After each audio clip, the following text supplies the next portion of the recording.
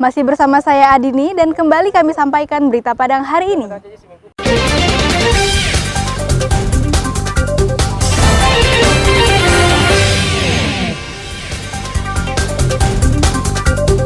Selain Pariaman, Bawaslu Bukit Tinggi juga mencopot alat peraga kampanye yang dipasang calon anggota DPD RI. Polisi tetapkan 2 guru sekolah dasar sebagai tersangka, hingga bocah 9 tahun tewas karena tercebur di saluran irigasi. Kami sampaikan dalam Padang Sepekan.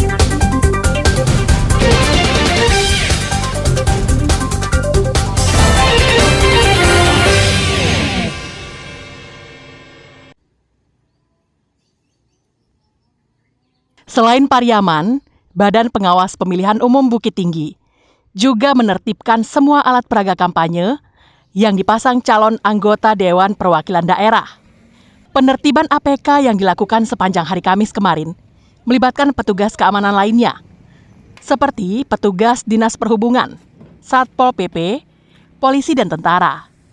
Ketua Bawaslu Kota Bukit Tinggi memaparkan, penertiban dilakukan karena pada pemungutan suara ulang ini tidak ada masa kampanye. APK yang tersebar di Bukit Tinggi dianggap melanggar ketentuan yang telah ditetapkan oleh Mahkamah Konstitusi. Pihak keamanan ya, TNI Polri, Dishub, Panwascam, dan lain-lain dari tim akan turun ke lapangan untuk melakukan penertiban terhadap alat peraga kampanye calon DPD terkait dengan pelaksanaan PSU yang akan dilaksanakan tanggal 13 Juli yang akan datang. Tidak ada kampanye dalam proses pemungutan suara ulang DPD RI ini. Penertiban dilakukan dengan cara menyisir 24 kelurahan yang ada di 3 kecamatan di Bukit Tinggi. Seluruh alat peraga kampanye dicopot petugas, baik yang berada di tiang listrik, pagar, dan fasilitas umum. APK yang ditertibkan terdiri dari beberapa bentuk, dari spanduk, baliho kecil, hingga baliho yang berukuran besar.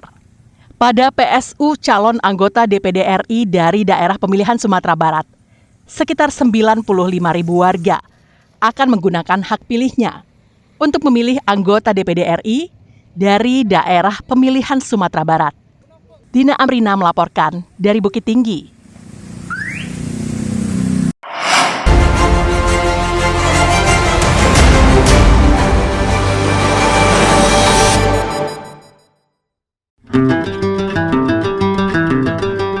Setelah melalui proses penyelidikan yang cukup panjang, polisi akhirnya menetapkan 2 guru sekolah dasar negeri 10 di Ampek Koto Awa Malintang, Padang Pariaman sebagai tersangka kasus meninggalnya Aldelia. Keduanya ditetapkan sebagai tersangka karena lalai dalam mengawasi muridnya. Pasalnya, murid-murid di sekolah berada dalam tanggung jawab guru. Aldelia terbakar saat mengikuti kegiatan gotong royong di sekolah pada tanggal 24 Februari 2024 lalu.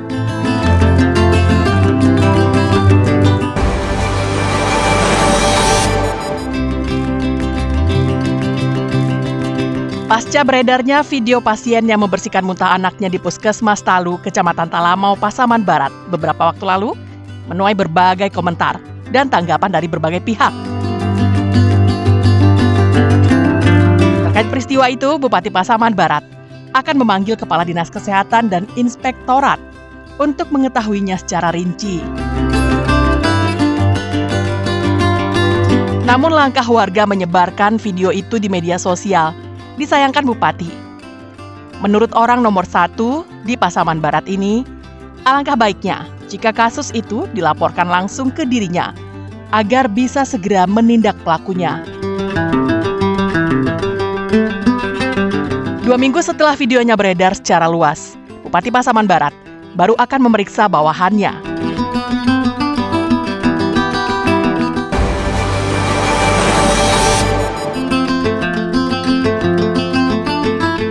Enam sekolah dasar negeri di Kota Payakumbuh memperpanjang pendaftaran penerimaan peserta didik baru atau PPDB tahun ajaran 2024-2025. Perpanjangan ini dilakukan karena sekolah masih kekurangan murid baru kelas 1.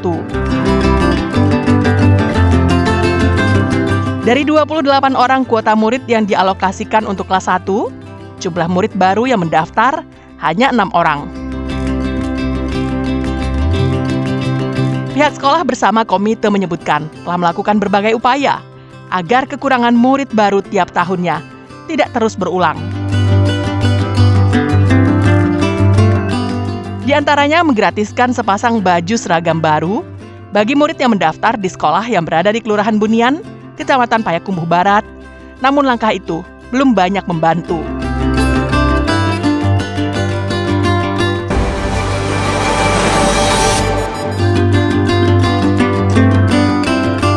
Sejumlah anak-anak yang tengah asik bermain di halaman sebuah masjid di daerah Bulakan, Balai Kandi, Payakumbuh, menjadi korban gigitan seekor anjing gila. Salah seorang bocah yang masih berumur 7 tahun ini menjadi salah satu korban yang digigit anjing dan mengalami luka di bagian paha. Akibatnya, luka bekas digigit anjing itu harus dijahit. Usai menyerang, anjing langsung pergi. Ternyata menurut keterangan warga, setelah menyerang anak-anak, anjing itu kembali menyerang warga di acara pesta perkawinan. Satu anak nyaris jadi korban gigitan, namun berhasil menyelamatkan diri.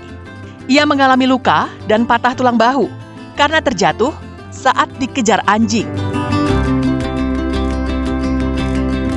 Warga sempat mencari dan menemukan anjing yang terjangkit rabies ini sudah mati.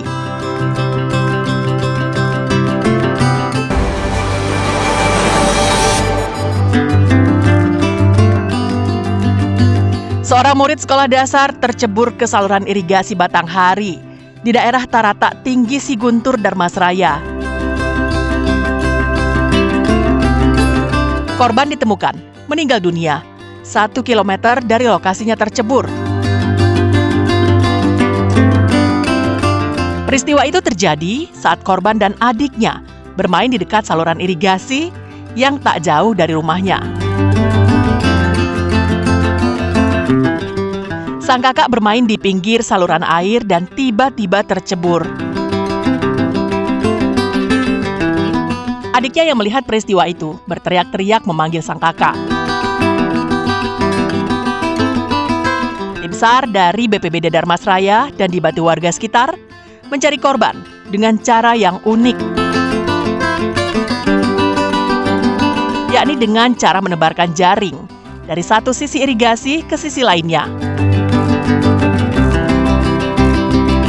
Jaring itu ditarik warga beramai-ramai dari jalan inspeksi yang berada di kiri kanan saluran irigasi. Dengan cara itu, jasad korban ditemukan 1 kilometer dari lokasinya tercebur.